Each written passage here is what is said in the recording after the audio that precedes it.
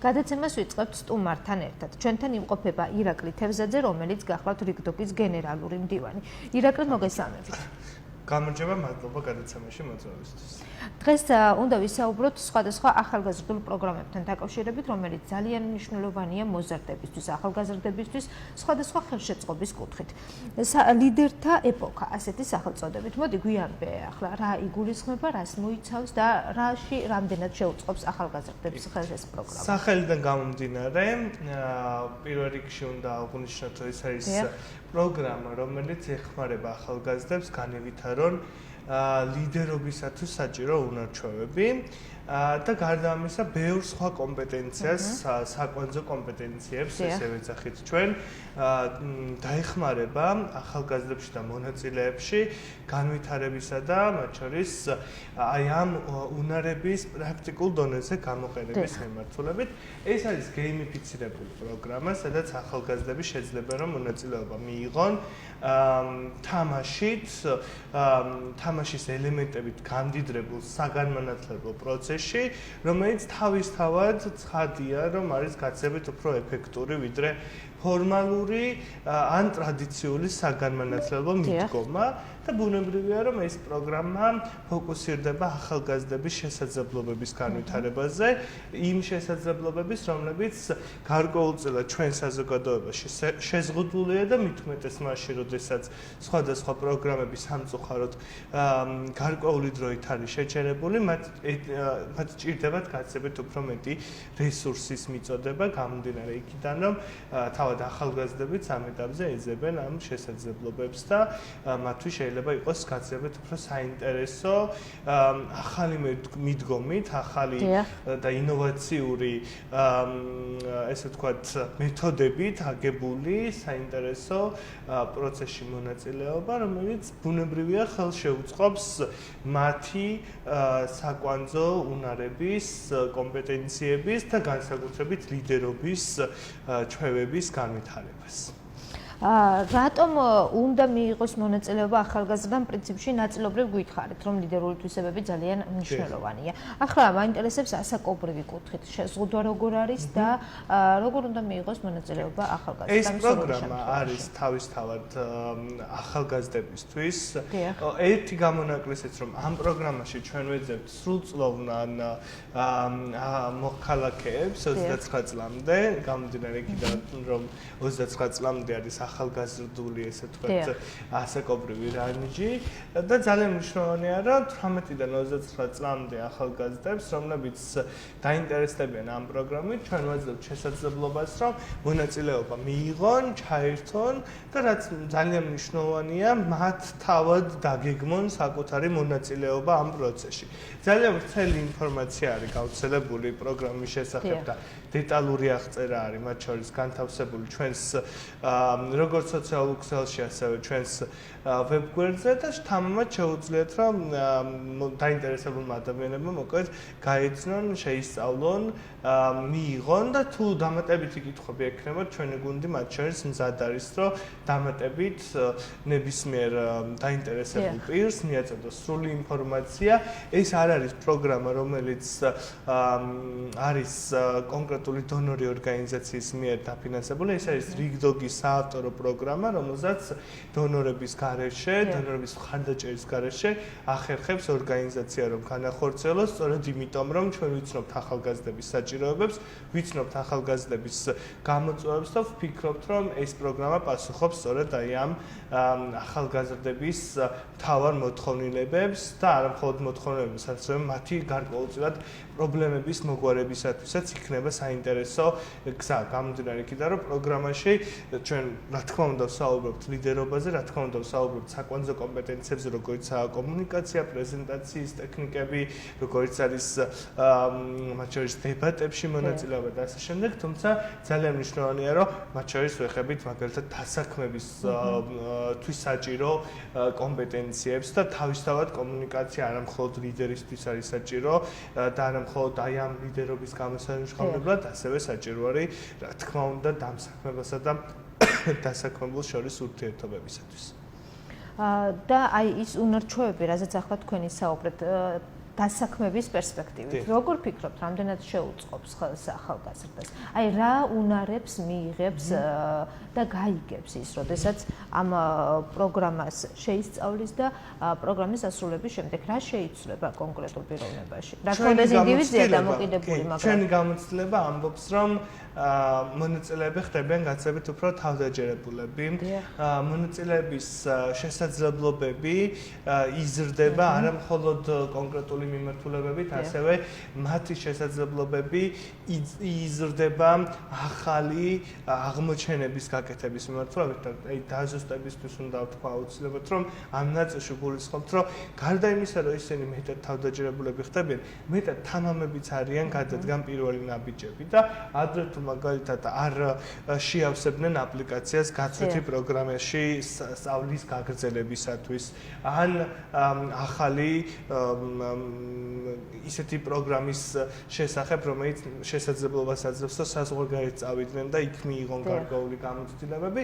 აი ამ ნაბიჯებს თამამად გამოინ სწორედ აი ესეთი პროგრამების მიმართ, იმიტომ რომ ეს პროგრამა ძალიან მნიშვნელოვანია, რომ ითქვას არაძლევს მარტო შესაძლებლობას ახალგაზრდას რაღაცა ტრენინგი გაიაროს, არამედ აქ მიდის მთელი რიგი გარკვეულწილად მრავალშრიანი და მრავალსაფეხურიანი მუშაობა ინდივიდზე, იმისათვის, რომ ამ ინდივიდმა შეძლოს საკუთარი რესურსების ობიექტურად შეფასება და შეფასებული რესურსების შემდგომ გამოყენება ან განვითარება, თუ მას აქვს გამოწვევა, ან მას აქვს ეგრეთ წოდებული დეფიციტური მიმართულებით რაღაცა კონკრეტული საჭიროება, რომ რაღაცა მიმართულება უფრო მეტად განვითაროს და ძალიან მნიშვნელოვანია, რომ პროგრამაში მე მათ შორის როცა ჯგუფს ვესაუბრები, ვინც ქმნის ამ პროგრამას, ჩვენ ყოველთვის აღვნიშნავთ, რომ ეს პროგრამა კი არის მხოლოდ არაფორმალური განათლების პროგრამა, სადაც ნებაყოფლობითია მონაწილეობა და არ არის მხოლოდ თამაში, სადაც უბრალოდ შეიძლება რომ აზარტის გამო ან ინტერესის გამო იყო ჩართული. ასევე მონაწილეების უკავშირებიდან გამომდინარე და გუნდის შეფასებიდან გამომდინარე, თამამები მათ შეგვიძლია ვთქვათ, რომ ეს პროგრამა აძლევს შესაძლებლობას ამ ადამიანებს თავად იყვნენ საკუთარი მონაწილეობის შემქმნელები და ძალიან მოქნილი პროგრამაა, სწორედ იმიტომ, რომ ეს არის თაობათა დიალოგის საავტორო პროგრამა და ძალიან მნიშვნელოვანი ამ ნაწილში არის ის, რომ მთელი რიგი ეგრეთ წოდებული ფსიქოლოგიური თამაშები, პრაქტიკული ამოცანები, პრაქტიკული სავარჯიშოები შედის ამ ახალგაზრდებისათვის და ამ მონაწილეთა ჯგუფისათვის, რომ მათი რესურსები, როგორც ინდივიდუალურად, ასევე ჯგუფურად იყოს შეფასებული, შემდგომ, რა თქმა უნდა, შეფასებას მოსდევს ხოლმე განვითარების კონკრეტული გეგმა და ამ გეგმის მიღმა მიდის მთელი რიგი სამუშაოები, იქ ერთვებიან თავისთავად ძალიან მაღალი კვალიფიკაციის და მაღალი პროფესიონალიზმის ადამიანები, რომელსაც აქვთ დიდი გამოცდილება აი ამ ადამიანებთან და განსაკუთრებით ახალგაზრდებთან მუშაობის და ჩვენი გუნდი სწორედ ისეთი გუნდია, რომელსაც აფასებს ახალგაზრდული საქმიანობისა და არაფორმალურ განათლების მიდგომებს და სწორედ ამიტომ აი ეს ინოვაციური თამამად ვიტყვი ახალი და ცოტათი საინტერესო და არა მხოლოდ საინტერესო, არამედ დამაინტრიგებელი სათაურის ქვეშ გაერთიანებული არის როგორც წლების გამოცდილება, ასევე ახალი ინოვაციური გზები. პროგრამა ლიდერთა ეპოქა. გავიგეთ, რას მოიცავს, მაგრამ საინტერესოა ხანგრძლივობა მისი, როგორ არის განსაზღვრული. პროგრამის დაახლოებით ხანგრძლივობა არის დამოკიდებული მონაწილეთა ჯგუფზე. როგორც უკვე გითხარით, მონაწილეები, რომლებიც აი ამ პროგრამაში ერთვებიან, მონაწილეობენ ტახტისათვის ბრძოლაში. ხა ეს არის უკვე თამაშის შინაარსი და ძალიან მარტივად რომ წარმოედგინოს აუდიტორიამ, იქ არის 4 სამეფო, აი ამ 4 სამეფომ უნდა გადაწყვიტოს, რომელი მათ შორის დაიკავებს ტახტს. იმიტომ რომ ტახტი არის მოკლედ თავისუფალი და ის ვინც ადრე იკავებდა მოკლედ ტახტს, სამწუხაროდ გარდაიცვალა და მოკლედ ეს 4 დინასტია იბრძვის აი თამაშის შინაარსის მიხედვით იმისათვის რომ შეძლონ ტახტის დაკავება. ეხლა რატო და როგორ ხდება ეს ამბავი ამას გეტყვით?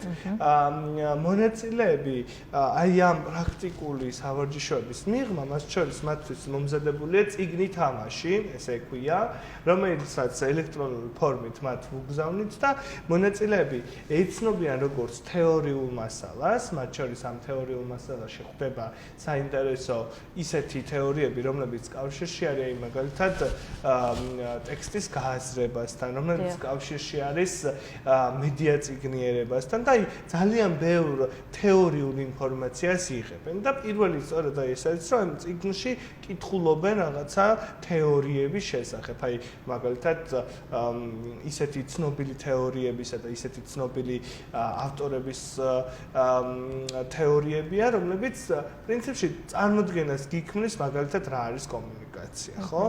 და ეს არის რა თქმა უნდა საჯარო წყაროებიდან აღებული რესურსები, რომელიც თაობათა დიალოგის გუნდმა შეკრა ერთ წიგნად და მათ უგზავნეთ აი ამათ იქ რა თქმა უნდა არის ავტორების მითითება. შემდეგ ამ მონაწილეებს უწევთ გარდა იმისა, რომ ეს წავიკითხეთ და გავიაზრეთ, ამაზე დისკუსია, ანუ მონაწილეები დისკუსიაში ერთვებიან და იმისათვის რომ შენ თუ კარგად ეს გაიაზრე, გატესტო ჭღალებში, შენ გაქვს შესაძლებლობა პრაქტიკული ამოცანის შესრულების და იქ ასევე არის მოსწავლე პრაქტიკული ამოცანებში ძირითადად რა შედის ხოლმე? პრაქტიკაში მაგალითად ფასეულობების სავარჯიშო გვაქვს მაგალითად და თუ თეორია წავიკითხეთ მოქალაქეთა და ადამიანის ფასეულობების შესახებ, ხო? და ადამიანი ამბობს რომ მე გავიაზრე მივხვდი რა არის ჩემი ფასეულობები და იქ დისკუსია ეწყობა. აი ამ დისკუსიის მერე შესაძლებელია რომ მათ ითამაშონ თამაში, რომელიცაც ქვია ფასეულობა, რომელიც არის ძალიან საინტერესო ფსიქოლოგიური და ფილოსოფიური თამაში, სადაც მონაწილეები მსჯელობენ კონკრეტული кейსის ირგვლივ და მათ უნდა გამოავლინონ საკუთარი მოსაზრებებით ის გზა, როგორ განვითარდება თამაშის ისტორია, кейსი ეგრეთ წოდებული. შეიძლება ეს იყოს მაგალითად ფინანსების მართვასთან დაკავშირებით და იქ დიდი თეორია შეიძლება იყოს ფინანსური მენეჯმენტის შესახებ, მათ შორის როგორ მართოთ პირადი ბიუჯეტი და შემდგომ აი პრაქტიკა შეიძლება იყოს ის, რომ დაგეგმოს ადამიანმა საკუთარი ბიუჯეტი და სპეციალური ფორმები არსებობს ამისათვის, ცხრილები, სადაც ის შეავსოს. ძალიან მარტივი მაგალითია ასევე, მაგალითად მედია წიგნიერების დეзинფორმაციის თეორია. წავიკითხეთ, მივხვდით რა არის და ასე შემდეგ და შემდეგ პრაქტიკაში შეიძლება დაავალონ და შეიძლება თავად აირჩიოს ეს დავალება, არავის არ დაავალებს, თავად შეუძლია რომ ეს გადაწყვეტოს უნდა თუ არა რომ გააკეთოს და ეს ადამიანი მაგალითად დაიწყებს პრაქტიკული სავარჯიშოს მიხედვით თავის Facebook გვერდზე იპოვოს ტროლები და ბოტები და გაარჩიოს და რამდენიმე რაღაც რაოდენობა აქვს, რომელიც უნდა იპოვოს და დაამტკიცოს, რომ ეს არის ტროლი და ეს არის ბოტი და რატო და ასე შემდეგ. თუმცა ეს ხდება მაშინ, როდესაც უკვე თეორიული ცოდნა მიღებული აქვს და პრაქტიკულად არის განხორციელება შესაძლებელი. მოლოდინი როგორი გაქვთ ამ პროგრამასთან დაკავშირებით? ჩვენ ძალიან დადებითად ვხედავთ ამ პროცესს. ეს არ არის პირველი შემთხვევა, როდესაც ამ მეთოდოლოგიით და ამ მიდგომით ვაკეთებთ პროგრამას. ადრე ამ პროგრამის სახელწოდება ცოტა სხვაგვარი ჟღერდა. შეიძლება მაყურებელსაც ახსოვდეს და ჩვენ ვინც თვალს გვადევნებს მათ შორის როგორც Facebook, ასევე სხვა პეიჯებზე შეიძლება მათ ახსოვთ ნეიროლიდერობის პროგრამა, ან შეიძლება ახსოვთ ქუთაისის ახალგაზრდა ლიდერთა პროგრამა.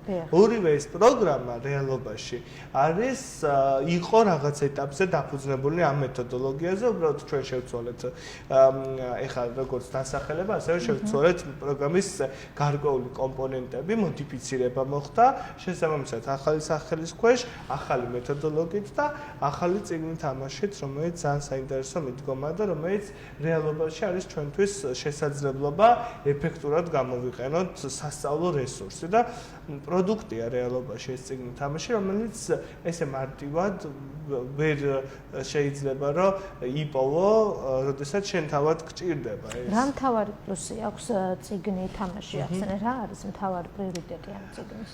მე ვფიქრობ, რომ აქ გარდა იმისა, რომ თავად სისტემა არის საინტერესო და თამაშის ელემენტები, რომელიც აი ამ პროგრამაში და ამ წიგნი თამაში არის. საბოლოოდ ჩვენ ვფიქრობთ, რომ ალბათ ეს წიგნი თამაში ასევე ცალკეულად იქნება და ინდივიდუალურად ადამიანი შეძებს ამაზე ფიქრს და მათ შორის აი ამ წიგნით რაღაცა ქმედებების განხორციელებას საკუთარი განვითარებისთვის, მაგრამ ნუ რეალობაში მთავარი რაც ალბათ საინტერესოს ხდის ამ პროცესს არის ის, რომ მთელი რიგი სისტემები არის ამ წიგნში დანერგილი, როგორც მონეტების შეგროვების, ასევე რაღაც პრაქტიკული დავალებების შეგროვების, ასევე თეორიებში რაღაცა ინფორმაციების შეგროვების. სწორედ იმიტომ, რომ ადამიანმა, რომელიც აი ამ პროგრამაში მონაწილეობას იღებს, ან ზოგადად კითხულობს ამ წიგნს და დაკავებულია საკუთარი თავის განვითარებისათვის, მას ჰქონდეს მეტი мотиваცია, რომ არ გაჩერდეს რაღაცა გვერდების რაოდენობის შემდეგ, ხო? ჩვენ ყველას გქონია შემთხვევა, როდესაც რაღაცა ვიცით, რომ ძალიან გამოგვადგება ეს წიგნი. მათ შორის პროფესიული ლიტერატურა და ყველა ვკითხულობთ ამ წიგნს, ვცდილობთ, რომ გავეცნოთ, მაქსიმალურად წავიკითხოთ და ნუ გქონია ყველას რა თქმა უნდა ეს მომენტი, რომ რაღაცა რაოდენობის შემდგომ, გვერდების რაოდენობის შემდგომ ვჩერდებით და ვამბობთ, რომ ნუ რაღაცა საინტერესო არ წავიდა, ხო? ან რაღაცა ძალდატანება მიწევს. ამ პროცესში ჩვენ ვეცადეთ, რომ იმდენად საინტერესო ყოფილიყო ეს სისტემა. რომ ადამიანს აი კითხვასთან ერთად კონდეს ყოველჯერზე мотиваცია, რომ ერთი თემა კი არ წაიკითხოს, ერთი თავი კი არ წაიკითხოს და წაკითხვა ძალიან ბუნდოვანი სიტყვა ამ შემთხვევაში, იმიტომ რომ ეს არის ძიება. ეძებს ინფორმაციას, შემდეგ ამუშავებს, მოსაზრებებს წერს, გამოთქვამს, დისკუსიაშია, პრაქტიკულ დავალებას ასრულებს, ანუ ეს რეალობაში რესურსია და არაც საკითხავი რაღაცა ლიტერატურა. როდის იწყება პროგრამის განხორციელება? პროგრამა ამაში ეხლა გვაქვს მიღება. მიღების შემდგომ ჩვენ გვექნება, რა თქმა უნდა, აპლიკაციების გადარჩევის პროცესი და ამ გადარჩევის პროცესის შემდგომ ჩვენ ყველა მონაწილეს დავუკავშირდებით. ყველა ის ადამიანი, ვინც აპლიკაციაში ავსო, რა თქმა უნდა, მიიღებს შეტყობინებას ჩვენი გუნდისგან, გადავიდა თუ არა მეორე ეტაპზე და ყველა იმ ადამიანს, რომელიც საბოლოოდ მოხვდება აი ამ გადარჩეული აპლიკაციების შემდგომ, მათთვის ჩატარდება საინფორმაციო გასაუბრების რაღაცა შეხვედრა, თუმცა ეს არ იქნება კლასიკური გასაუბრება, როგორც მე მაქვს, დამოკიდებულია რა თქმა უნდა რაოდენობაზე და მათთვის კიდევ ერთი დეტალური საინფორმაციო შეხვედრა იქნება, რომლის მიხედვითაც შემდგომ საბოლოოდ ჩამოყალიბდება მონაწილეთა ჯგუფი, რომელშიც იქნებიან ახალგაზრდები, ჩვენი ვარაუდით იქნებიან 20-მდე ახალგაზრდა, იმიტომ რომ რესურსით შეზღუდული გვაქვს თავისთავად და ამ პროგრამაშიც რა თქმა უნდა გვინდა რომ ბევრს მივცეთ შესაძლებლად, თუმცა ობიექტურად ვიტყვი, რომ ამ პროგრამაში მოხვედრას დროსაც მთელი რიგი ქმედებები ჭირდება და ამიტომ ძალიან იჩქაროს ყველა იმ ადამიანმა, ვინც შეიძლება რომ დაინტერესებული იყოს. რა კრიტერიუმი უნდა დააკმაყოფილოს მონაწილემ? ანუ გულისხმობ, როდესაც უკვე განაცხადს ავსებს, რა არის მისთვის მისი პიროვნებისთვის საჭირო, რომ თავი მოგაწონოთ, ასე ვთქვათ, რათა მოხდეს ამ პროგრამაში ჩართვა. მე ვფიქრობ, რომ გულწრფელი უნდა იყოს. და პირველ რიგში რა თქმა უნდა ეს ძალიან მნიშვნელოვანია რომ გულწრფელად შეავსოს აპლიკაცია. ამ აპლიკაციაში ბევრი კითხვა არ არის იმის შესახებ თუ როგორ შეაფასებს საკუთარ თავს, როგორ ხედავს ამ პროცესს. ეს არის ძალიან ესეთი მცირე ზომის სააპლიკაციო ფორმა, თუმცა ამ ფორმაშიც სასურველი რომ იყოს გულწრფელი და გულწრფელობასთან ერთად აუცილებლად ჩვენ უნდა დავინახოთ რომ ამ ადამიანს აქვს мотиваცია კონკრეტულად ამ პროგრამაში მოხვდეს და დაინტერესებულია იმით, რომ პროგრამის მიზნები იყოს მიღწეული, იმიტომ რომ შენ შეიძლება გინდოდეს ძალიანაც რომ მოხვდე ამ სივრცეში, მოხვდე ამ პროგრამაში, თუმცა შენი мотиваცია არ იყოს აქედან რაღაცის წარება. უბრალოდ სადღაც ყოფნა გინდა, რაღაცა სოციალიზაცია გჭირდება. ამისთვის სხვა პროგრამები გვაქვს, აი აქ უფრო მეტად ვეძებთ ადამიანებს, რომლებსაც რეალობაში სურთ რომ მიიღონ ის დაპირებები და კონკრეტული მოლოდინები აქვთ ამ პროგრამასთან მიმართებით, რომლებიც მათ გამოადგებათ მთელი ცხოვრების განმავლობაში და ჩვენ ცოტათი პრეტენზიაც გვაქვს, რომ ამ პროგრამაში მოხვედრილმა ადამიანებმა დრო კი არ დაკარგონ იმით, რომ რაღაცა თვითგანვითარებით არიან დაკავებული. არამედ რეალობაში ჰქონდეთ შესაძლებლობა, რომ ისეთი ელემენტები მიიღონ, ისეთი გამოცდილება მიიღონ, რომელიც მთელი ცხოვრების განმავლობაში იქნება მათთვის საინტერესო გამოყენებადი და რაღაცა დასკვნებს გააკეთებ. რა თქმა უნდა, ეს ძალიან რთულია, რა თქმა უნდა, ხშირად ჩვენ მოგდის წერილები და ძალიან გვიხარია რა თქმა უნდა ამ ყველა წერილის მიღება, როდესაც მონაწილეები წლების შემდეგ წერენ, რომ აი თქვენი პროგრამით მიღებული რაღაც გამოცდილება დღეს მადგება. ან წერენ წერილს, რომ არა ეს გამოცდილება, რომელიც თქვენ თავი გქონდა. რას ნიშნავს თქვენთვის თითოეული წერილის წაკითხვა, როდესაც აი როცა გვეუბნებიან, რომ არა ის გამოცდილება, რომელიც თქვენთან გქონდა, დღეს ესეთი არ ვიქნებოდი. ახალი გამოცდილების წინაშე გაყენებთ სამომავლოდ. რა თქმა უნდა, ჩვენთვის ეს არის პასუხისმგებლობა. რა თქმა უნდა, ეს არის ძალიან სასიამოვნო ინდივიდების დონეზე, იმიტომ რომ როდესაც პროგრამის მონაწილეები და ესეთი ძალიან ბევრია რიგდოგის ისტორიაში და არა მარტო რიგდოგის ისტორიაში, ბევრ პროგრამაში ჩვენ გქონია შესაძლებლობა, რომ ბევრი ადამიანისთვის მიგვაცა რაღაც გამოცდილება და შემდეგ აღმოვაჩენ, რომ ამ გამოცდილებას არა მარტო რამდენიმე დღე აფასებენ მონაწილეები, არამედ აფასებენ წლები, თვეები და მე აღმოჩენენ, რომ შეიძლება იმ დღეს, იმ მომენტში, როდესაც შენ რაღაცას აკეთებდი პროგრამაში მისთვის, შეიძლება იმ მომენტში ვერ ხედავდა ამის ესეთ მნიშვნელობას, მაგრამ წლები გავიდა და მიხვდა, რომ აი იქ რო ეს გამოცდილება მივიღე, იქ რო მოხალისე ვიყავი, დღეს აქ გამომადგება, ან მადგება, ეს ძალიან დასაფასებელია და мотивациაც არის ჩვენთვის, რომ არ გავჩერდეთ, მიუხედავად იმისა, რომ საკმაოდ რთული ვითარება არასამთავრობო ორგანიზაციების ირგვლივ, განსაკუთრებით აი ამ დაძაბული პოლიტიკური ვითარების ფონზე, ჩვენ გვაქვს мотивация, რომ უფრო მეტი გავაკეთოთ და მეტი შევძლოთ ჩვენი საზოგადოებისთვის და აუდიტორიისთვის, რომელიც მოკლედ დაინტერესებულია იმით, რომ საინტერესოდ არა მხოლოდ საკუთარი თავისთვის, არამედ სხვებისთვისაც გამოიყენოს საკუთარი რესურსი. მადლობა ირაკლი, წარმატებები მინდა გისურვო შენ და თითოეულ ახალგაზრდას, რომელიც ბუნებრივია მიიღებს ამ საინტერესო ახალგაზრდულ პროგრამაში მონაწილეობას სახელწოდებით ლიდერთა ეპოქა. მე კი შეგახსენებთ, ჩვენი გადაცემის სტუმარი გახდათ ირაკლი თევზაძე, რომელმაც ვრცლად და დეტალურად ისაუბრა აღნიშნული საკითხის შესახებ. ეთერში ახლა რეკლამის დრო.